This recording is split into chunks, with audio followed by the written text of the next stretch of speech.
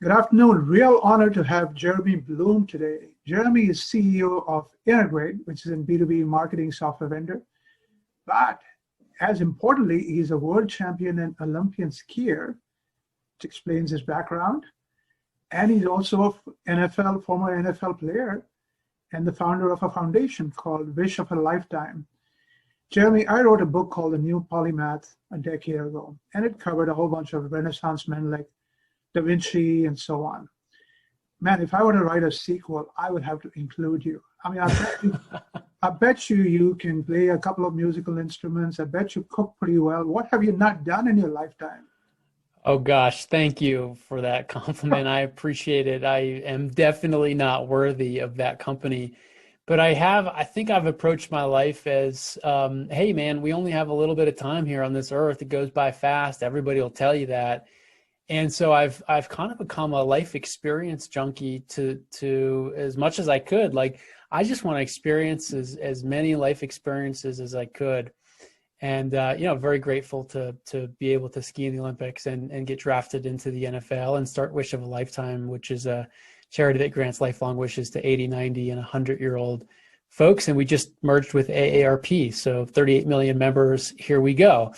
And be a tech enterprise software CEO. And so I'm just trying to get as much out of life as I can, Vinny.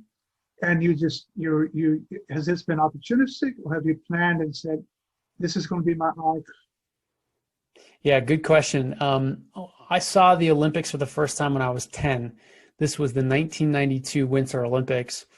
I had already known at 10 that I wanted to play in the NFL, but it was that moment that I told my parents that I wanted to ski in the Olympics and play in the NFL. And both of them looked at me and said, hey, you can do that if you put your mind to it and attack it. So, my parents have always had a healthy disrespect for the impossible. So I believed it. I believed what they were telling me, and I was able to do it. That's a great story. That's a great story. Well, cook me a meal and I'll come see you. Anytime. I hope you like very healthy food, organic, vegan, or pescatarian. If you do, come on over. Hey, it'd be nice to travel again.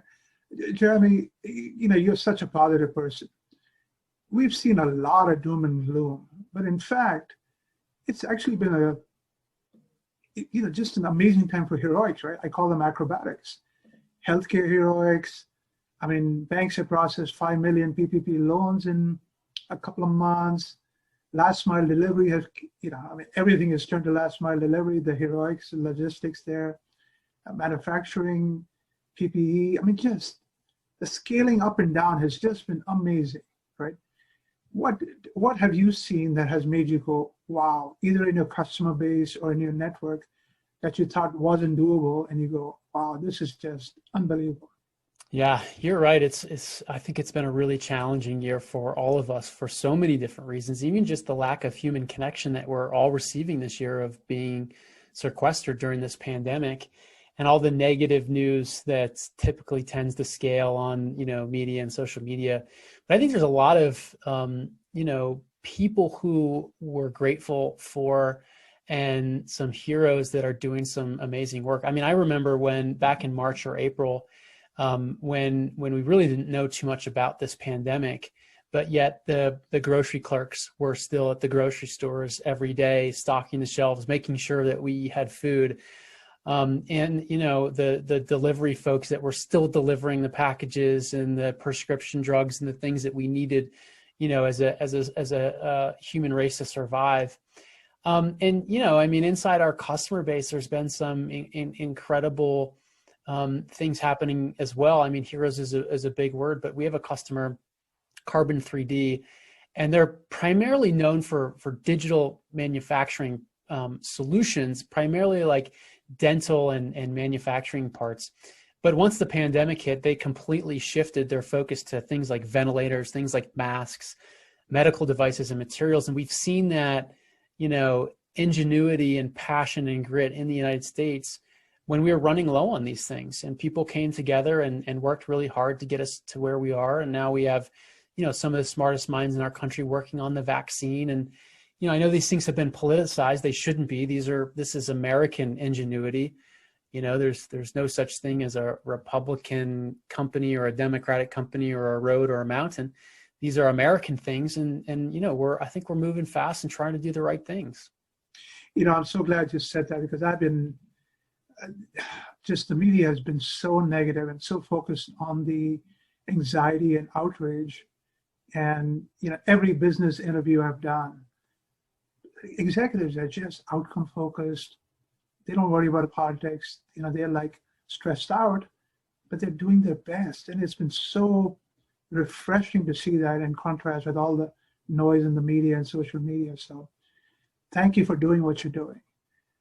Well, one of the things you learn really early, in athletics, and certainly I did, from great coaches, is the concept of focus on what you can control. And the rest, is a bit of noise out there. So focus on the things that are inside your control. Go make a difference there. Go work hard. Go attack it, and try to make those areas better. And all the other stuff is, kind of the noise in the system. And yeah, it stresses us, a lot of us out. But if we recognize that it's noise and we focus on the signal of the things that we can control, it's been helpful for me. Well, even on the pandemic reporting, you had a spike. I live in Florida. We had a spike. Texas had a spike. The Sun Belt spike, right? I kept telling people, let's not look at the summer spike from a New York lens. We've learned so much, right? And the media kept focusing on the positives and the number of cases. I said, it's a K curve. The positives are going up, but the fatalities and the hospitalizations are going this way for multiple reasons. The healthcare system has learned, the positives are younger, the therapeutics are working and all that. And it just frankly pissed me off that the media wasn't talking about the positives, just the negative stuff. So, well, we all know that negative news is the things that folks click on, which is where the revenue is attached to. And there's no doubt that this whole thing has been, a disaster, and really disappointing. But yeah, I do wish there was more folks, focused on the positive signals that are coming out. Let's control what we can control, right? Yeah. So right. The economy, I'm sure you have some customers who have been hurting and others that are doing very well. Tell us how your software has helped both types of customers. Yeah, well, our software is in the cloud. It's the demand cloud in marketing. So we have helped an amazing amount of customers this year move their marketing from on-prem systems into the cloud so that they can be more productive from working at home. So they can, do the things that used to take a couple days in a few hours. And, this digital transformation that we've all heard about likely by now has just been really accelerated by the pandemic. And so things moving from on-prem and homegrown systems into a native cloud is a trend that we're helping to lead in the B2B marketing space. It's always fun and exciting to help a marketer become more successful, not only in their professional life, but also in their personal life by giving them more time back to take care of all the various things you have to now, living and working from home with the responsibilities of parents and grandparents and other folks who are now, caregivers. Have you seen certain industries more than others adopt your product, or has it been across? It aligns pretty well with the companies that are doing well. I mean, tech has been a big growth spurt for us. Things like, travel and even financial services are probably slower to adopt, or restaurants and things like that, because, those things need to come back. Those markets have gone away for the time being, but tech has been the biggest area of growth for us. So Jeremy, Mark Vinnie, our CEO of Salesforce, he asked, he says, is this a pandemic or an epidemic? He says, start off as a health crisis, soon became a financial crisis. Then in the US, it became a diversity crisis. And now in California, you're having, and parts of Louisiana, my God, they've been hammered by hurricanes one after another. So it's become a climate change crisis. You have been amazingly staying positive by leading a weekly town hall, right? And you had some very positive people show up there. Tell us how you thought of that, and tell us what you've learned. Share with this audience what you've learned. Yeah. Well, back in March, and for the years previous to that, we would do once a month town halls with our 300 employees. And then once the pandemic hit, we all got sequestered at home. We just figured, hey, we should communicate more often together and come together more often as a team. So we moved to weekly. So we did a weekly town hall, 2-hour town hall with our team. And what we realized pretty early on is that people were really scared for their loved ones, scared for their own health. We really didn't understand how deadly this pandemic could be, or really anything about it in those early days. And so we had this idea of, well, why don't we take an hour of that call and depart from kind of our ordinary all hands call? And why don't we bring in lots of different people to share perspective and ideas? And I'm grateful to my friends in my background that came from the NFL space or the Olympic space. I have a lot of amazing people in my network that I call friends. So we had lots of Olympians, people like Apollo Ono, and people like, Shawn Johnson, the Olympic gold medalist gymnast. We had lots of folks from the NFL like Steve Smith and Brandon Marshall stop by, but we also had sleep scientists who helped educate us in how to get a better night's sleep and the importance of a quality night's sleep. We brought on Wharton economists who walked us through how we should be thinking about this economy and where we go to next. We even had a sergeant from the police department that lives 2 miles from where George Floyd was murdered, and got his perspective of like, what is it like to be a sergeant in the police force right now in this polarizing world that we're living in. So lots of really interesting ideas, interesting people, but more so than anything, Vinny, it was just a break. It was a departure from work. And it was this human moment where we had authentic and conversations who, were very vulnerable. I mean, at times people got emotional talking about different topics. So I think it was really well received, and it was just a time for us to come together and meet somebody new and share ideas. I'm so glad you did that. What have you, to me, it's been inspiring to see how the NFL and the NHL and NBA and MLB have all somehow managed to put things together. Do you have a perspective on how much effort it's taken them? And well, I think it's remarkable what the NBA did, because they had an entire season without a positive COVID test. I don't know how that's possible. I mean, only through an amazing science-based leadership is that even possible. But they had what they described as the bubble, and that's basically just, the players, and they didn't allow fans and stuff like that. But that's remarkable to go through this pandemic, crown a champion, LA Lakers, at the end of the season, and then not have a single positive test throughout the whole process is pretty remarkable. I think in college athletics, we're seeing big spikes. I mean, Nebraska just canceled their football game because there's too many cases. And, in the NFL, we've seen all kinds of weird things happen with scheduling, like the New England Patriots and Denver Bronco game was moved twice, because of positive tests. So I think everybody's doing the best that they can. I think everybody wants to get on with their lives and get back to this, new normal. To me, that's been the inspirational part, is these are complex organizations. Very. Showing how to get back into physical sites, right? That to me is inspirational, because a lot of companies are kind of dealing with conflicting guidance from government bodies, and to see, these major organizations get together is reassuring. So they're not being stupid about it. They're not being reckless. They're going through all kinds of protocols, and we can all do that, right? We don't have to be. I think that's the goal in all of this, is to, as company leaders like myself and many, many others who are thinking about bringing teams back into an indoor office.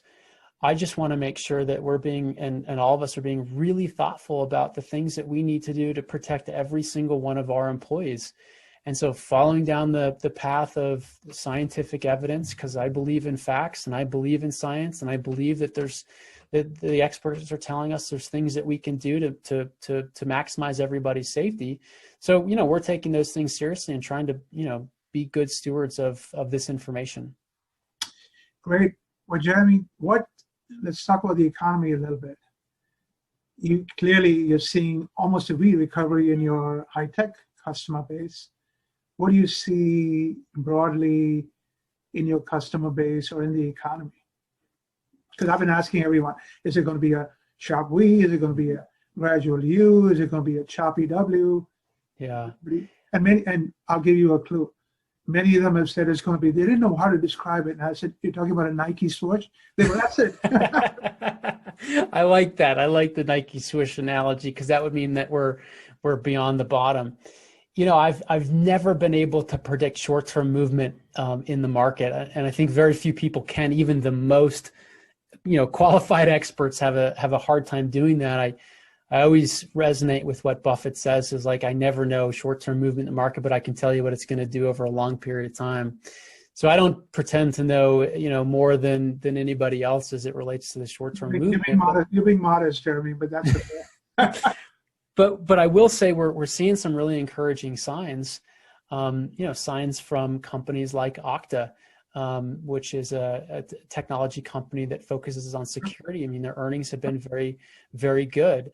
Obviously, companies like Zoom that empower a work from home productivity suite, those businesses are doing very, very well. ServiceNow just reported, great earnings. Salesforce is having a great year. Adobe is having a great year. And so, these are signals that, maybe the market isn't inflated and, these companies are doing great, but you balance that with, the travel companies. I mean, Boeing just announced a big cut. Their stock has been hit. Airlines in general have been hit. The big hotel chains have certainly been hit. The cruise lines, are kind of hanging around with the money given to the government, but I don't know how long that's going to last. So I don't really know the answer to your question, but I'm certainly paying attention to the signals. The GDP went up 33%. I saw that. I saw that. My God, that is. But you're right. It is very, very uneven. Feast of famine, and Yes. we need to balance it out. I agree. Any final thoughts, Jeremy? No, I just appreciate the opportunity to meet you, Vinnie, and spend some time with you talking about some issues that I'm passionate about. Jeremy, it's always good to have a positive businessman on this show. So stay healthy, stay positive, and keep inspiring. Thank you so much. That's all we can do, Vinnie, is just keep moving every day. Wake up and just keep moving a little bit more towards the goal, because we're always moving. We're either moving backwards or staying the same, and that's my daily goal. Hey, just keep moving, stay positive. I won't even try to move as quick as you can. I look forward to the meal. Thank you, Jeremy. My pleasure. Good to see you, Vinnie. Thanks.